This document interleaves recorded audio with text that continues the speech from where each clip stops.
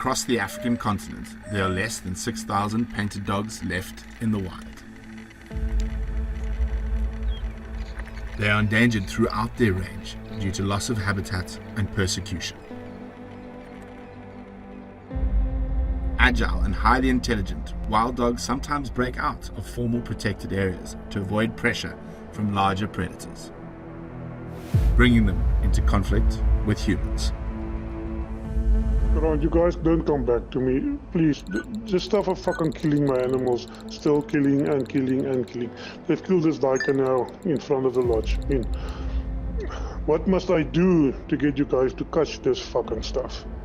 You will just come and collect your collar. I mean, if I see them now, they are dead. I mean, so you can come and collect your collar there.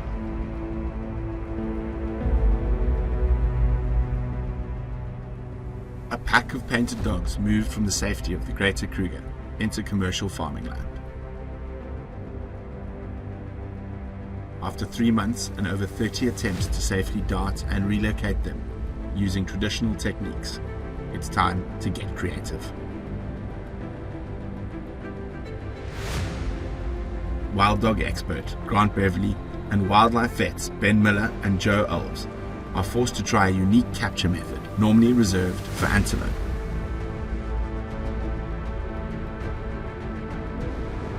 Planning is crucial. The animals' lives are at stake. The drainage, that's a concern. But Jerry can get nice and low here, you know. It's stopgap between the places. It's very shallow. Take a spot quickly, but I think almost push them a little bit in. They'll run nice. So is the other spot better? I don't know. It's the open area is big. Down the other side, it like forms a little triangle. But if we build it at an angle, I mean, it's probably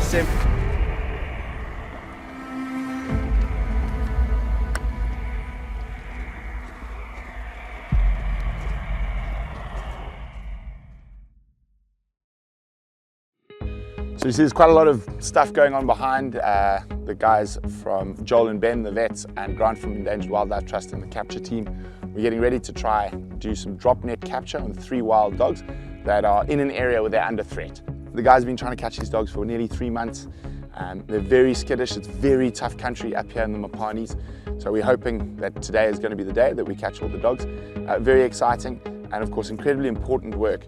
The Endangered Wildlife Trust wild dog range expansion and just protecting the dogs that we have when they move into areas where they're under threat, that we are able to find the resources to catch and move them to a safe space.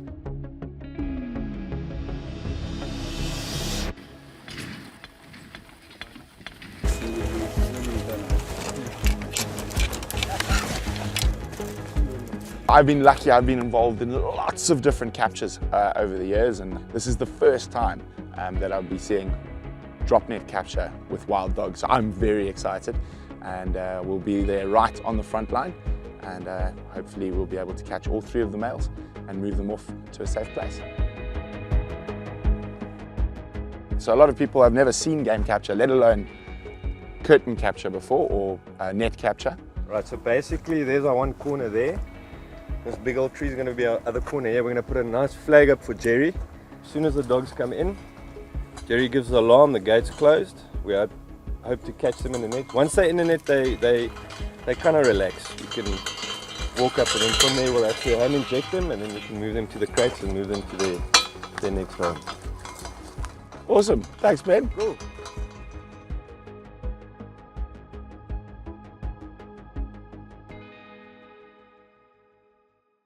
We saw the dogs from the helicopter. They're about 3 kilometers to the west of us, and once we've got the boma set up and some camouflage laid down around the gates, which are going to be pulled closed as we chase the wild dogs with the helicopter into this, and then as soon as they hit one of the nets, there'll be probably 2 people per dog. We'll jump onto the dog, hold it, while Joel and Ben give them a little bit of a sleepy pill or a sleepy injection, and then we'll put them into the crates and move them through to their new home for the next while. So hopefully they're going to only be in the boma for a couple of months, and and then I hope they're going to be moving up to EWT's Big Boma in Valkevonden, and then from Valkevonden they could go anywhere in Africa. They could go to Malawi, they could go to Mozambique, they could go to Zambia, they could go to Angola. So very exciting stuff.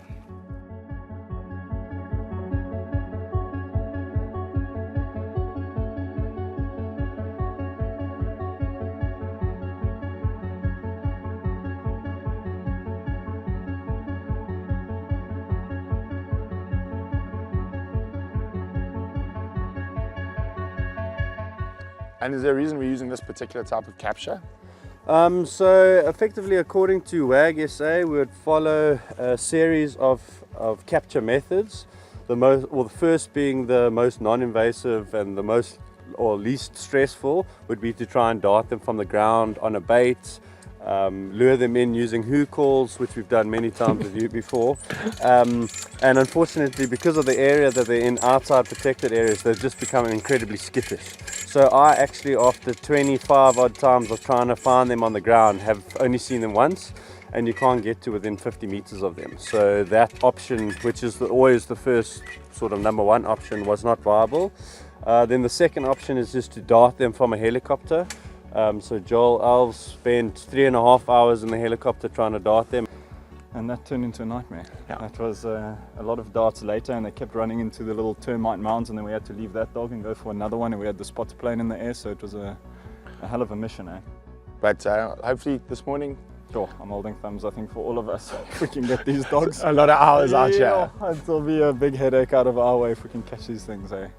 Oh, well, yeah. Awesome, we'll let you get back to work. Okay, thanks. What was happening as well, when they were putting pressure on from the helicopter to dart, which you have to get quite low, within 30 meters of the dog, they were just bombshelling. But with a Boma, you've got more chance to keep them together from the helicopter because you're not putting as much pressure. And that's why in this area we've got this open area just before the Boma, because then the helicopter can get low for the final chase into the Boma. So that's the plan.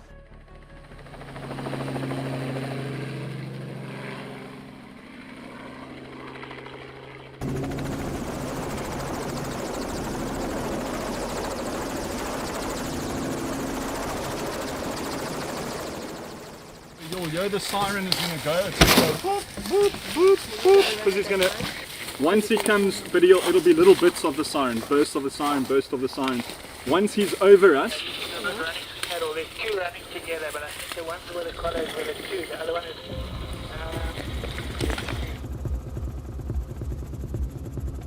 When working with wildlife, things seldom go perfectly to plan. Immediately, the female splits off from the males.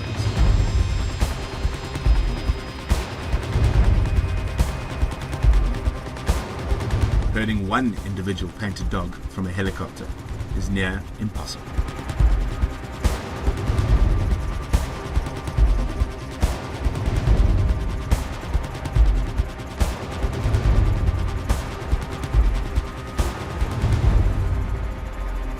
It takes incredible technical skill and in-depth knowledge of wild dog behavior for pilot Jerry McDonald to usher her into the capture nets.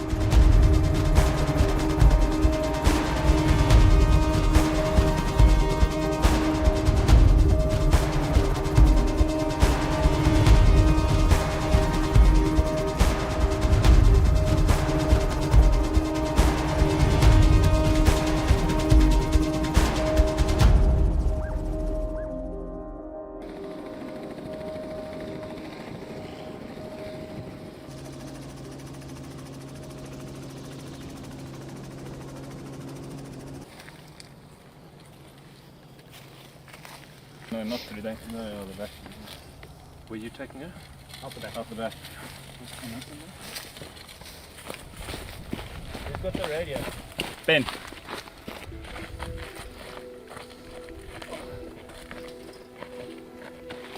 She's safely immobilized, but the team are now up against the clock. They only have a short window before Jerry returns with the males.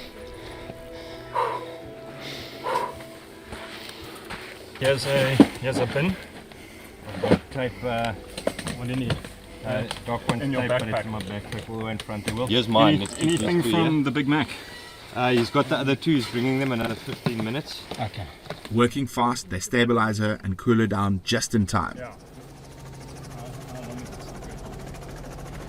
Now it's time for the boys.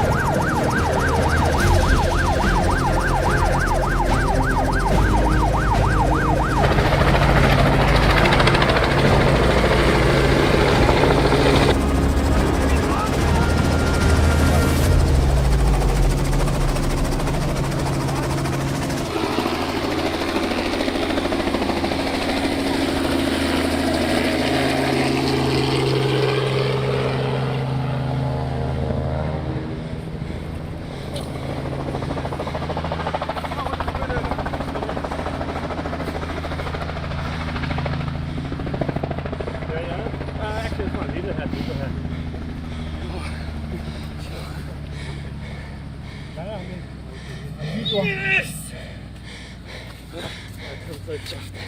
Oh my word.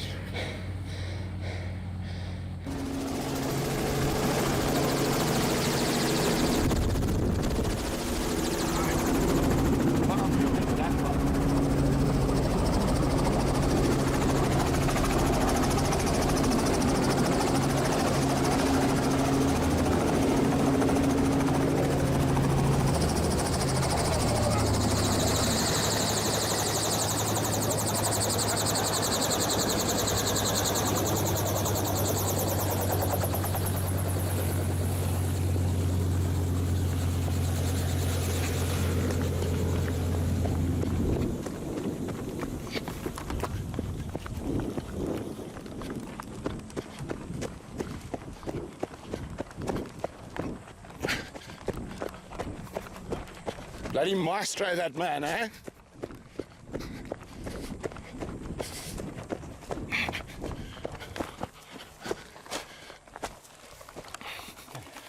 Okay, let me hold him. Okay. Try and put him on his side.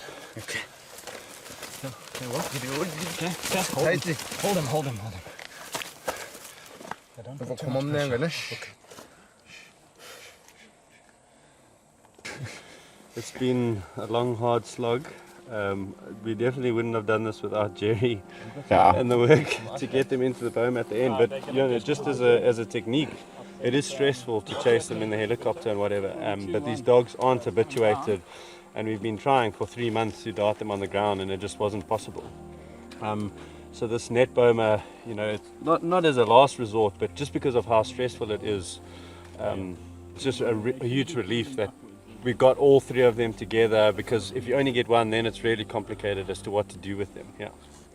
So remember, wild dogs aren't apex predators. They are essentially meso-carnivores or meso-predators, in that they're lower down in the scale, in the trophic level scale, to lion, leopard, hyena, just from a competition point of view. And that's pushing them outside the boundaries of formal protected areas, which then unfortunately they come into conflict with game ranches or community areas, high people density, and there's actually currently in the greater Hoedspruit area up to 6 different packs, up to 70 dogs, and this particular group of 3 dogs has spent 3 months on this farm, you know, which is a small fenced off area, and quite unique in terms of how long they've spent on this farm, because wild dogs roam such large areas. But because they're avoiding lions, it's just this haven for them. Perfect. There's high prey densities and no competition with other competing carnivores. No hyenas, no lions. The odd leopard moves through, but it's the perfect place for them. But unfortunately, then come into conflict with humans. We definitely noticed from the chopper that they avoided the human habitation. completely while we're flying. The female in particular. Yeah, and then I mean even on the ground, you know, so under normal circumstances with the habituated or relaxed pack with inside a protected area like Kruger, you get to within 15 meters to dart them. After 3 months, I haven't seen these dogs from closer than 50 meters on the ground and always running. And then even from the helicopter, you know, if you speak to Jerry McDonald, as soon as they see or hear the helicopter, they're running straight away, you know, so they, and that's, that kind of is with the human-wildlife conflict interface. That's what keeps these dogs alive outside. Is they've learned, they're smart, they avoid people, they move around at night a lot more frequently. And as a crepuscular or diurnal species, we've noticed that from the GPS collars that they're actually moving around at night a lot more frequently to avoid detection from from people. So these guys are now off to a boma? Yeah, so they're going to go to a temporary holding facility, a boma. We'll keep them in that boma for a couple of months, and then as part of the meta population and the range expansion, look for a new reserve for them to be permanently released into. So here we've actually got 2 males and 1 female, but this is an adult male and these are 2 sub-adults. So they would effectively be his pups from 2 seasons ago. The female that came into the boma first, she's reaching dispersing age because she can't mate with her father. So she's getting ready to split off from the pack, and that's probably the main reason why from the helicopter she's already going off on her own. She's getting ready to leave him. She gave Jerry some tricky work today. Exactly. The guys are now stabilizing the dogs. They're a bit hot. You can see Wimpy here is just holding the dog's leg up, and that's to keep it cool air through that area where there's a lot of blood vessels.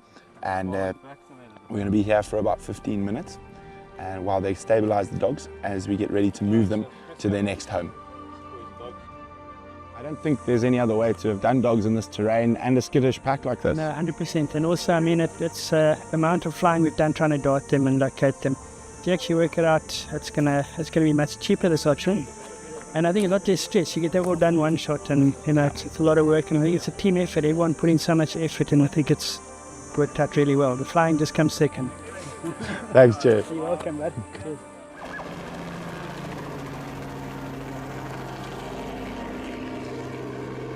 That was absolutely incredible. Obviously, it can look quite stressful on the animals, but it is the only way in this really rough Mopani country to actually get the dogs. Some incredible flying by Jerry, some good work by these boys jumping on the wild dogs. So absolutely amazing.